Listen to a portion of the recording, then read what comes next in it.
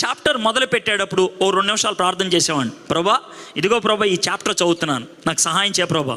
ఓ 2 నిమిషాలు. దేవుడికి అర్థం కాని సబ్జెక్టులు ఏమైనా ఉంటాయా? ఉండవు. ప్రతి సబ్జెక్ట్కి ఆయనే దేవుడు. దేవుడికి అర్థం కాని సబ్జెక్ట్ ఉండదు. ప్రభా, ఈ సబ్జెక్ట్ నీకు తెలుసు, నాకు తెలియదు, నీ ఆత్మ నాలో ఉందనుకో, ఈ సబ్జెక్ట్ నాకు వచ్చేస్తుంది. చాలా సింపుల్. నేను ఇలాగే అడిగేవాడిని. ప్రభా, ఈ సబ్జెక్ట్ నీకు తెలుసు కాబట్టి నీ ఆత్మ నాలో ఉంటే కనుక ఈ సబ్జెక్ట్ మీద నాకు వచ్చేస్తుంది పట్టు, నేను ఈజీగా అర్థం చేసుకోగలుగుతాను. మీరు నమ్మరు. మిగిలిన వాళ్ళు 5 సార్లు చదివేదాన్ని నేను ఒక్కసారి చదివేవాడిని అంతే. వాళ్ళకంటే ఎక్కువగా నేను బాగా సాధించేవాడిని. ఎందుకనంటే దేవుడు నాకు ఆ విధంగా సహాయం చేశాడు.